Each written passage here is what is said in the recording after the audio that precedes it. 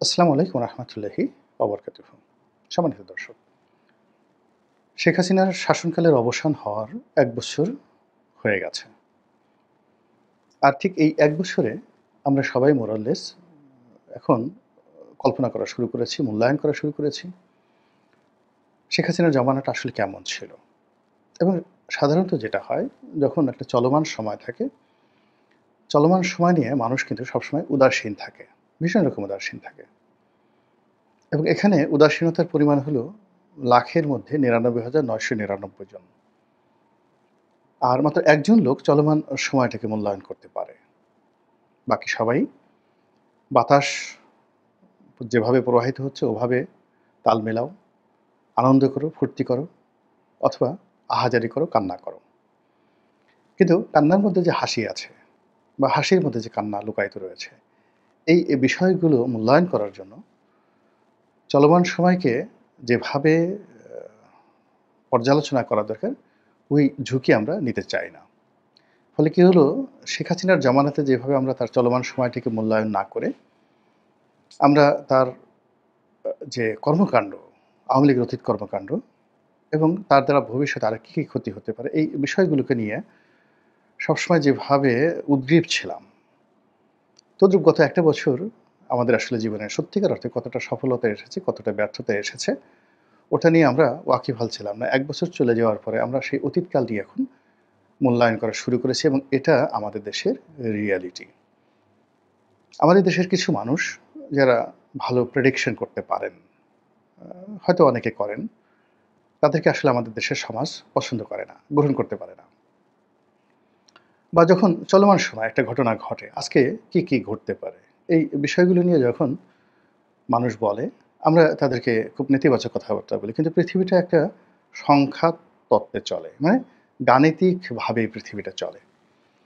এই পৃথিবীর আকার এবং আয়তন, এই পৃথিবীর গ্রহ, নক্ষত্র, তারকারাজি, এর সব কিছুরই একটা গাণিতিক সংযোগ রয়েছে। মানে ১ম আকাশে কয়টি তারা আছে, থাকা উচিত, কোন তারার সঙ্গে কোন তারার সম্পর্ক, গ্রহ এবং নক্ষত্রের মধ্যে দূরত্ব কতটুক থাকা উচিত, এই জিনিসগুলো আজকে নয়। যখন টেলিস্কোপ আবিষ্কৃত হয়নি, মানে আপনি ধরুন খ্রিস্টের জন্মের ৫০০ বছর আগে, অর্থাৎ আজ থেকে ২৫০০ বছর আগে প্রাচীন গ্রিস, সেই গ্রিসের যারা জ্যোতির্বিজ্ঞানী ছিলেন, অঙ্ক শাস্ত্রবিদ ছিলেন, তারা মহাকাশ সম্পর্কে, পৃথিবী সম্পর্কে, মহাশূন্য সম্পর্কে, এরপরে এই পৃথিবীর নদ-নদী, পাহাড়, পর্বত, সমুদ্র সম্পর্কে যে সকল লেখালেখি গিয়েছেন, এই আধুনিক যুগে সেগুলো প্রায় নির্ভুল। আপনি চিন্তা করেন একটা প্রশান্ত মহাসাগরের আয়তন, আটলান্টিক মহাসাগরের স্রোত, আকাশের সপ্তর্ষিমণ্ডল, তারকারাজি। এই বিষয়গুলো ২৫০০ বছর আগে তারা গবেষণা করে বলে গেছেন। কল্পনা করতে পারেন? এবং সেটাই বর্তমান বিজ্ঞানের যুগে এসে আমরা প্রায় নির্ভুলভাবে বলে দিচ্ছি। যখন বাইবেলে বলা হলো যে সূর্য পৃথিবীর চারিদিকে ঘুরে, এটাকে চ্যালেঞ্জ করে যখন গ্যালিলি বললেন যে না, সেই ত্রয়োদশ শতাব্দীতে সূর্য পৃথিবীর চারিদিকে ঘুরে না, সূর্য তার নিজের অক্ষের উপর ঘুরে, পৃথিবী তার নিজের অক্ষের উপর ঘুরে এবং এই অক্ষের উপর ঘুরতে ঘুরতে সূর্যকে সার্কেল করে ৩৬০ দিনে একবার করে ঘুরে আসে। অর্থাৎ যেমন শূন্য থেকে, ধরুন কথায় কথায় বাংলাদেশ থেকে সূর্য মানে পৃথিবী ঘোরা শুরু করলো। তো তার একটা সার্কেল হলো বাংলাদেশ, ভারত, আমেরিকা ঘুরে মধ্যপ্রাচ্য হয়ে আবার সে বাংলাদেশে ফিরে আসবে ৩৬০ দিনের মধ্যে। তদ্রূপ সূর্যের যে একটা বৃত্ত রয়েছে, বিন্দু রয়েছে, এরকম একটা বিন্দু রয়েছে, পৃথিবীর একটা বিন্দু রয়েছে। তো এই জিনিসগুলো আমরা আধুনিক যুগে খুব সহজে বলতে পারি, বুঝতে পারি। কিন্তু এটা ২৫০০ বছর আগে ঠিক এই কথাগুলো কিভাবে বলেছেন? কিংবা আরও সুন্দরভাবে, বিস্তৃতভাবে বাইবেলকে চ্যালেঞ্জ জানিয়ে, ধর্মীয় বিশ্বাসকে চ্যালেঞ্জ জানিয়ে কিভাবে গ্যালিলিও এই কথাগুলো তিনি বলে গেছেন। তো এই যে গাণিতিক যে বিষয়াদি রয়েছে, সেই গাণিতিক বিষয়াদি আপনার শরীরের মধ্যে আছে। আপনাকে দেখে একজন মানুষ বলতে পারে আপনার মধ্যে কী রোগবালাই আছে, কয়খানা হাড্ডি আছে এবং আপনার চালচলন দেখে বুঝতে পারবে যে কোন হাড্ডির জয়েন্টে আপনার ব্যথা আছে এবং নিজের অজান্তে সেই ব্যথার কারণে আপনি কীভাবে ডানে বামে জাস্ট একটু হেলে থাকেন, বা নিজের অজান্তে আপনার মুখ কালো হয়ে যায়, আপনার শরীরের গোপন ব্যথাগুলো কী, এ সবই গাণিতিক। একেবারে সবই আপনার যে রগ আছে শরীরে, রক্ত সঞ্চালনের জন্য যা কিছু রয়েছে, পেটের মধ্যে নাড়ি ভুঁড়ি রয়েছে, সব কিছুর মধ্যে একটা, এমনকি আপনার মানে সেক্সুয়াল যে অবস্থা, এগুলোর মধ্যে সব গণিত রয়েছে, এবং সেই গণিত রাজনীতিতে আছে, অর্থনীতিতে আছে। ফলে আপনি দেখুন ইকোনমিস্টের মতো পত্রিকা বাংলাদেশ আগামী 10 বছর পরে কি করতে পারবে, এই জিনিসগুলো তারা প্রেডিকশন করে দিচ্ছে। টাইম ম্যাগাজিনের মতো পত্রিকা আগামী 10 বছর পরে বাংলাদেশের রাজনীতি কোথায় গিয়ে শেপ হবে, সেই জিনিসগুলো তারা বলে দিচ্ছে, এবং প্রায় সব ক্ষেত্রে হুবহু সেই ঘটনাগুলো ঘটে যাচ্ছে। তো সেই দিক থেকে আমরা এই যে চলমান সময় যারা কথাবার্তা বলি বা বলতে চাই, তাদেরকে আমরা আসলে এরকম পণ্ডিত পছন্দ করি না। আমরা বোকা লোকদেরকে ভীষণ রকম পছন্দ করি, হাবা গোবাদের খুব পছন্দ করি, উদাসীন লোকদের পছন্দ করি, যাদেরকে ঠকানো যায় তাদেরকে খুব পছন্দ করি, এরকম যাকে নিয়ে স্বপ্ন দেখা যায় তাদেরকে আমরা ভালোবাসতে চাই। যেমন কোনো নায়ক নায়িকা, তাদেরকে আমরা জানি যে কোনোদিন পাবো না, চাঁদকে আমরা কোনোদিন স্পর্শ করতে পারবো না, কিন্তু আমরা তাদেরকে ভালোবাসতে চাই। এই হলো মানুষের প্রকৃতি। তো সেই যে শেখ হাসিনাকে নিয়ে বা বর্তমান ডক্টর মোহাম্মদ ইউনূসকে নিয়ে আমাদের যে স্বাভাবিক বোধ বুদ্ধি, এটা এই গত 1 বছরের স্বপ্ন বাসরের মধ্যে ছিল, আর এখন আমরা বাস্তবতায় চলে এসেছি। আজকের এই সময়টিতে সবাই বলার চেষ্টা করছেন কোন জমানা ভালো ছিল, শেখ হাসিনার জমানা না ইউনূসের জমানা। সবাই একথাও মূল্যায়ন করার চেষ্টা করছে যে আওয়ামী লীগ চলে গেছে, সেখানে যদি বিএনপি আসে, বিএনপি আসলে কতটা ভালো করতে পারবে। বিএনপির যদি 50 জন মন্ত্রী থাকেন, এখন ধরুন লুৎফুজ্জামান বাবর যদি মন্ত্রী হন, প্রধানমন্ত্রী যদি জনাব তারেক রহমান সাহেব হন, তারপরে মির্জা ফখরুল সাহেব যদি মন্ত্রী হন, সবাই যারা যারা অতীতে মন্ত্রী ছিলেন তারাই তো চালাবেন। বিএনপি তো আর নতুন করে আওয়ামী লীগের লোকজনকে মন্ত্রী বানাবে না। তো সেক্ষেত্রে সরকারের চরিত্র কেমন হবে, সরকারের সফলতা কেমন হবে, এখানে বিজ্ঞানের যে সূত্র, সেই বিজ্ঞানের সূত্র অনুযায়ী একটা মানুষের যে চিন্তা এবং চেতনা, ও জন্মের পরে তার মস্তিষ্ক যেভাবে গঠিত হয় এবং 10 বছর পর্যন্ত ওখানে যে তথ্য এবং ডাটাগুলো ঢুকানো থাকে, সারা জীবন সে তার দ্বারাই পরিচালিত হয়। ফলে জীবনের সব পরিবর্তন করা সম্ভব, একটা মানুষের চরিত্র কখনো পরিবর্তন করা সম্ভব নয়। খারাপ মানুষ সারা জীবনে খারাপ, ভালো মানুষ সারা জীবন ভালো। আপনি বড়জোর নিজের কতগুলো বিষয় গোপন রাখতে পারেন, বা কতগুলো বিষয় আপনি অভিনয় করতে পারেন, কিন্তু আপনি আপনার যে মৌলিক যে ফান্ডামেন্টাল ক্যারেক্টারিস্টিক্স, কোয়ালিটিস, এফোর্ট, এই জিনিসগুলো আপনি কোনো অবস্থাতেই বদলাতে পারবেন না। যেমন ধরেন আমি যদি সংসদ সদস্য আবার হই, তাহলে আমি আগে এমপি থাকাকালীন অবস্থায় যা করেছিলাম, সামর্থ্যের দিক থেকে আমার বয়সের বিচারে আমি তার সাথে অনেক কম করতে পারবো।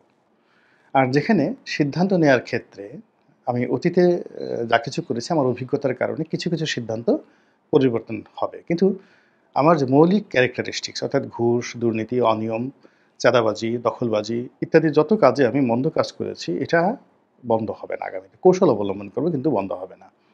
প্রত্যেকটা মানুষের মধ্যে এরকম যে একটা চরিত্র আছে, বিএনপির মধ্যে এরকম একটা চরিত্র রয়েছে, যে চরিত্রর দ্বারা আপনি অঙ্ক কষে কষে বলে দিতে পারবেন যে আগামীতে কি হবে।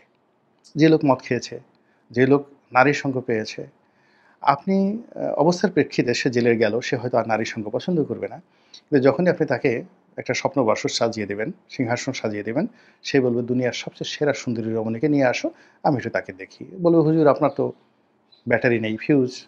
আরে বাবা ব্যাটারি নেই, চোখ তো আছে, হাত তো আছে। বলে হাতও তো চলে না। বলে তোরা তো আছিস, আমার হাতটা নিয়ে সেই নারীর অঙ্গের উপর রাখবি। এই হলো মানুষের পারভার্সন, ক্যারেক্টারিস্টিক্সের পারভার্সন। তো ওদিকে আমরা যাব না, আমরা যেটা যাব সেটা হলো, দেখুন এই যে ডক্টর মোহাম্মদ ইউনূস, মানে তার কর্মকাণ্ডের মধ্যে যে গ্রামীণ ব্যাংক আসতে পারে, তার কর্মকাণ্ডের মধ্যে যে এনজিও মন মানসিকতা আসতে পারে, তার কর্মকাণ্ডের মধ্যে যে তার অপূরণীয় স্বাদ আহ্লাদ যা তিনি বিভিন্ন সময় পূর্ণ করতে চেয়েছেন, সেই কাজগুলো করতে পারেন, এটা তো আমরা স্বপ্নে কল্পনা করিনি। অথচ এগুলো বিজ্ঞান বলে দিয়েছে যে তার মতো লোক যদি ক্ষমতা আসে, তিনি সেই গ্রামীণ ব্যাংকের স্টাইলে দেশ চালাবেন। শেখ হাসিনার জমানাতে তার উপর যে জুলুম অত্যাচার করা হয়েছে এবং যেই জিনিসগুলো সেই সময়টা তিনি করতে চেয়েছেন পারেননি, সেই কাজগুলো তিনি করবেন। তার গ্রামীণ বিশ্ববিদ্যালয় স্বপ্ন, গ্রামীণ ফোনকে নিয়ে তার স্বপ্ন, গ্রামীণ ব্যাংকে নিয়ে তার উচ্চাকাঙ্ক্ষা। দেখুন খুব অল্প সময়ের মধ্যে কত meticulously তিনি সেই কাজগুলো করে ফেলেছেন। বিএনপি যদি ক্ষমতায় আসে সেম কাজটা করবে এবং আওয়ামী লীগ যদি আবার ক্ষমতায় আসে, তাহলে ৭৩ আওয়ামী লীগ যা করেছে, ৯৬ তে আওয়ামী লীগ যা করেছে, ২০০৯ থেকে ২০২৫ পর্যন্ত ২৪ পর্যন্ত আওয়ামী লীগ যা করেছে, ওর চাইতে খুব বেশি পরিবর্তন হবে না। বরং মন্দ জিনিসগুলো আরও মন্দ হবে, আর আওয়ামী লীগের ভালো কাজগুলো আরও ভালো হবে। কিন্তু ক্যারেক্টারিস্টিক্স পরিবর্তন হবে না। এটাই হলো বাস্তবতা। তো সেই দিক থেকে আসলে ডক্টর মোহাম্মদ ইউনূস এবং শেখ হাসিনা, তাদের ভালো, ভালো কী দিক রয়েছে এই বিষয়গুলো নিয়ে বলতে গেলে অনেক মহাকাব্য রচনা হবে। কেননা প্রতিটি মানুষের মধ্যেই ভালো মন্দ রয়েছে। শেখ হাসিনারও আছে, ডক্টর মোহাম্মদ ইউনূসেরও আছে এবং এখন যদি আমি এই কথা বলতে যাই, তাহলে অনেকে বলবেন যে, "এই তুমি একসময় আওয়ামী লীগ করতে, তোমার মায়ের কথা মনে পড়েছে। এখন তুমি সুকৌশলে তোমার মায়ের প্রশংসা করছো।" আবার ডক্টর মোহাম্মদ ইউনূসের প্রশংসা করলে বলবেন যে, "ওরে বাবা! জানি, জানি, জানি নিশ্চয়ই কোনো বিপদে পড়েছে। পিছন থেকে ডক্টর মোহাম্মদ ইউনূস তার বাহিনী দিয়ে এমন কিছু মিস্টার রনিকে দিয়েছে, এখন সে ইউনূসকে আব্বা ডাকা শুরু করে দিয়েছে।" তো কাজেই এই সমস্ত কথাবার্তা না বলে বরং দুজনের যে সমালোচনার যে জায়গা, খুব মৃদুভাবে সেই সমালোচনার জায়গাগুলো একটা মিল রাখার চেষ্টা করছি। আমার কাছে যেটা মনে হয়েছে যে, শেখ হাসিনা এবং ডক্টর মোহাম্মদ ইউনূস দুজনই প্রচুর হাসতে পারেন এবং নিজের যে দুঃখ, বেদনা, কষ্ট, ক্রোধ এগুলো তারা মানে যাকে বলা হয় লুকিয়ে রাখতে পারেন। মনের কথা মনে লুকিয়ে রাখতে পারেন। শেখ হাসিনার ঠোঁটকাটা মাঝে মধ্যে শুধু মুখ ফসকে কিছু কথা বলে ফেলেন বটে, কিন্তু আসল কথা তিনি বলেন না। আর ডক্টর মোহাম্মদ ইউনূস তিনিও দেখবেন যে ইতিমধ্যে মুখ ফসকে কিন্তু বেশ কিছু কথাবার্তা তিনি বলে ফেলেছেন। লড়র-ভড়র একটা দল মানে বিএনপিকে উদ্দেশ্য করে নির্বাচন চায় না বা সংস্কার চায় না ইত্যাদি, ইত্যাদি নানা রকম কথাবার্তা কিন্তু তিনি খুব চেষ্টা করছেন, কিন্তু তার মধ্যেও লড়র-ভড়র বের হয়ে গেছে। উভয়ই মানে সব ক্ষেত্রে তার একক কর্তৃত্ব দেখাতে চান, শেখ হাসিনা এবং ডক্টর মোহাম্মদ ইউনূস। এখানে এক চুল ছাড় নেই। কেউ কাউকে ছাড় দিতে চান না। উভয় বিদেশ ভ্রমণ খুব পছন্দ করেন। ঘন, ঘন বিদেশ যেতে পছন্দ করেন এবং রাষ্ট্রীয় অর্থে যতটা সম্ভব বিদেশে আরাম-আয়েশ, সুখ-স্বাচ্ছন্দ্য, ভুং-ভাং, পোস-পাস যা আমরা আঞ্চলিক ভাষায় বলি, সেই জিনিসগুলো তারা করতে চান এবং সেটা তারা রাষ্ট্র ক্ষমতায় শেখ হাসিনা যেভাবে করেছেন, ডক্টর মোহাম্মদ ইউনূস তার চেয়ে কোনো অংশে কম করেননি।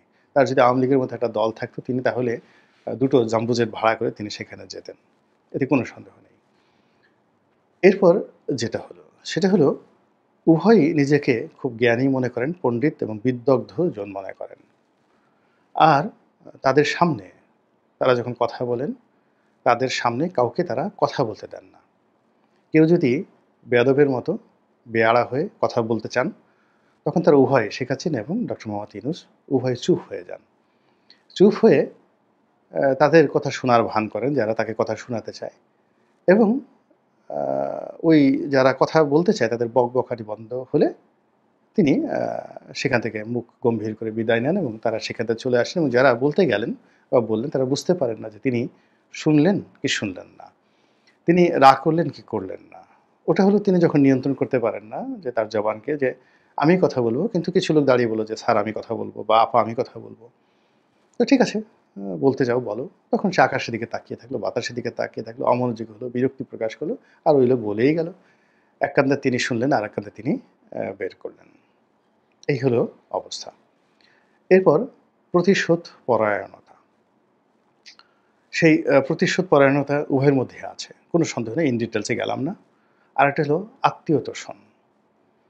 আত্মীয়তোষণ ডক্টর মোহাম্মদ ইউনূসের যেভাবে আছে, শেখ হাসিনার চাইতে আমার কাছে মনে হয় ডক্টর মোহাম্মদ ইউনূস এখানে কোনো অংশে কম নয়, বরং বেশি হতে পারেন। উনার যেমন একটা শেখ পরিবারের প্রীতি আছে, উনারও তদ্রুপ উনার ভাই, ব্রাদার, আত্মীয়স্বজন, বান্ধবী, গ্রামীণ ব্যাংকের সহকর্মী এরকম রয়েছে। শেখ হাসিনার যেমন একটা আঞ্চলিক দোষে তিনি দুষ্ট। ফরিদপুরের মানুষ হলে, গোপালগঞ্জের মানুষ হলে, টুঙ্গিপাড়ার মানুষ হলে ৭ খুন মাপ। ডক্টর মোহাম্মদ ইউনূসের একই অবস্থা। চট্টগ্রামের মানুষ হলে ৭ খুন মাপ, গ্রামীণ ব্যাংকের লোক হলে ৭ খুন মাপ। শেখ হাসিনা বিদেশে গেলে প্রত্যেকবারই একটা করে ডিগ্রি নিয়ে আসতেন। ডক্টর মোহাম্মদ ইউনূসও বিদেশে গেলে একটা করে ডিগ্রি নিয়ে আসেন, অতীতেও নিয়ে এসেছেন। এই ১১ মাসে বা ১২ মাসে ১ বছরে তিনিও সেই ডিগ্রি যথাসম্ভব বিদেশ থেকে আনার চেষ্টা করেছেন। শেখ হাসিনা বিদেশে গেলে সংবাদ সম্মেলন করতেন, সাংবাদিকদের সাথে কথাবার্তা বলতেন এবং ইংরেজিতে কথা বলার চেষ্টা করতেন। BBC, CNN, Al Jazeera, Voice of America সকল পত্র-পত্রিকার সঙ্গে তিনি কথাবার্তা বলতেন। আর ডক্টর মোহাম্মদ ইউনূস এটাকে আরও চমৎকারভাবে বলেন। হাসিনা বনাম ইউনূস ভালো মন্দ দিক। মিলগুলো রয়েছে। এরকম মিল বললে ১০০টা মিল হয়তো বলা যাবে। আর অমিল তাও হয়তো বলা যাবে। কিন্তু সেদিকে আমরা গেলাম না, গুণের দিকে না গেলাম। কিন্তু এই যে মিলগুলো বললাম, সেই মিলের ফলে আপনি দেখেন আমাদের যে রাজনীতিতে যেই লাউ সেই কদু হয়ে যাচ্ছে। তারপরে আ আগে সেই যা ছিল তাই আরো খারাপ অবস্থার দিকে যাচ্ছে, ক্রমাগত হচ্ছে। এই মিলগুলো থাকার কারণে। এখানে যদি সবকিছু রিভার্স হতো, সবকিছু রিভার্স হতো। শেখ হাসিনার গুণগুলোর রিভার্স গুণ হতো, শেখ হাসিনার মানে দোষগুলো রিভার্স দোষ হতো, তাহলে এখানে একটা ব্যাপক বিপ্লব হয়ে যেত, যেটি হচ্ছে না। ফলে আমরা নতুন কোনো কিছু দেখতে পাচ্ছি না, নতুন কোনো স্বাদ নেই, নতুন কোনো গন্ধ নেই, নতুন কোনো আহ্লাদ নেই। সব কিছুর মধ্যেই সেই পুরাতন প্রতিচ্ছবি। মহান আল্লাহ আমাদের সবাইকে হেদায়েত দান করুন এবং হেফাজত করুন। আসসালামু আলাইকুম ওয়া রাহমাতুল্লাহি ওয়া বারাকাতুহু।